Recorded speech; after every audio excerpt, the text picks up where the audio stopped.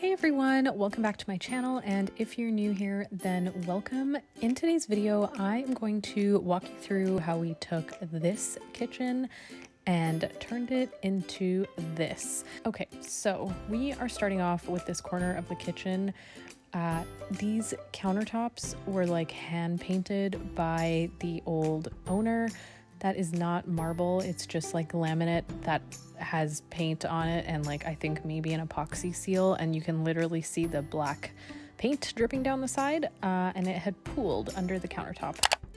The kitchen cabinets also did not go all the way to the ceiling, and everything in this kitchen is just extremely old. I know it doesn't look that bad in the video, but cabinets were broken, things were kind of falling apart, and we knew that the only way to move forward would be to entirely demolish this kitchen. But before we demolished, I used this app called a Room Planner, and you can basically create renderings of a kitchen using the dimensions of your current kitchen, and these were kind of like the two inspo photos I created based off some Pinterest images that I really liked. So these are a couple of the images that I found on Pinterest, and it was kind of like a mood board for what I wanted the kitchen to look like.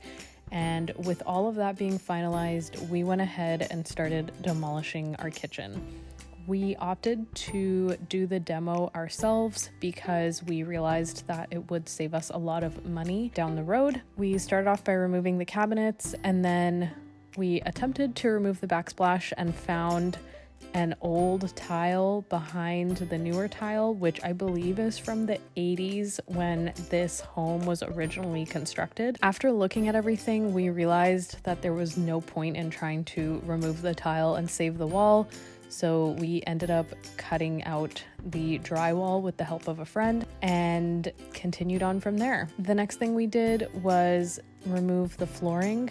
This flooring was absolutely atrocious. It had layers on layers of old flooring, and we just kept discovering them as we kept peeling back the layers. So there's like vinyl, linoleum, there was another layer of tile underneath there, and then another layer of linoleum, and then the subfloor concrete. And we were basically told by our flooring specialist that we needed to remove all of this. We had chosen this like light oak color for our flooring, and that was just gonna add to like the theme that I had chosen for the kitchen. So after a lot of work and having an electrician and a plumber come in here to bring some of this stuff up to code because the build was so old, we opted to do all of the drywalling ourselves because this was not included in the quotes that were given to us by our plumber and electrician. Essentially, they did not do wall repair, and we would have had to have hired somebody else to come in and do the drywall. I actually learned how to drywall watching Home RenoVision on YouTube. I will link his channel down below. He's so informative and he really goes into detail in all of his videos, and we decided to take a stab at it, and it actually turned out great. We did a couple of inconspicuous areas first just to make sure that we were getting the hang of it, but by the time we had gotten to our kitchen, I think we were pretty much good to go. So we did patch up all of our walls, and then basically the next step after patching everything up was to sand everything down and get it ready for primer. We opted to put a primer underneath and then use paint on top, just because a lot of these walls were like a mixture of old wall paint and new drywall pieces, and it just made everything look more cohesive with a layer of primer underneath. So this is the first layer of primer, and then our wall color that we chose is actually not too far off, but it's Blank Canvas by Behr, and it was the color of the year in 2023. I really liked it just because it was like a warm white, and it brought a lot of warmth into our kitchen. Considering the oak that I had chosen for the cabinets in the kitchen and the flooring, I find like the warm white really tied everything together instead of getting a cool harsh white. In terms of planning our kitchen, I showed my room planner app inspirations to this company called Modus. Modus is a third-party contractor that works with IKEA to install kitchens here in Vancouver. I believe that all around the world, IKEA does partner with third-party companies, local companies, in order to get people's kitchens installed. So they come in, they measure your kitchen just to make sure that your design actually fits in there. And then they send a crew of about 4 to 5 guys and they install your kitchen in 1 or 2 days, depending on the size. Our kitchen is a little bit larger, so it did take 2 days. This is the update at the end of day 1. So they have all the cabinets in and the cabinet doors, but they had to come back the next day to do a little bit of alignment and then install our pulls.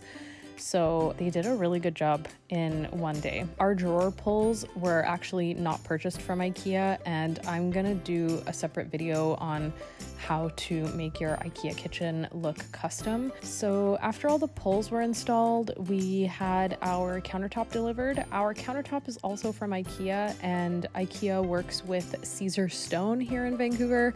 They provide the stone company with all of our measurements through Modus, and they choose an installation date for after the kitchen has been installed, and then come in and settle the stone onto the cabinets. So once the countertops are installed, the countertop guy actually also installs your sink and faucet. They do not do the plumbing hookup for it, but they do sit the sink into place because it's an undermount sink. And then they also just ensure that our faucet fits in the pre-cut hole in the stone, and they seal it around the stone. The last thing we did was just install some of these shelves above that coffee bar area that we have on the right-hand side. And inspo for that also came from Pinterest. It's not fully done being decorated, but I am gonna do another video on decorating that shelf area, so stay tuned for that video. But here is the after of our kitchen. I think it turned out great for an IKEA kitchen. This is actually our second IKEA kitchen that we've done. Our previous home back in 2020, we also did a two-toned IKEA kitchen. And then one other thing that's left from this room is on the left-hand side, we are going to be building out a breakfast nook with kind of like a diner booth seating, and then a table with some chairs on the other side, and that will also be another video. I am going to link as much as I can down in the description. Thank you guys so much for watching. If you learned something from this video, give it a thumbs up. If you have any questions, leave them down below in the comments. And if you just want to say hi, then feel free to comment down below because I always reply to all of my comments. Thank you guys so much for watching, and I will see you guys in the next one. Bye!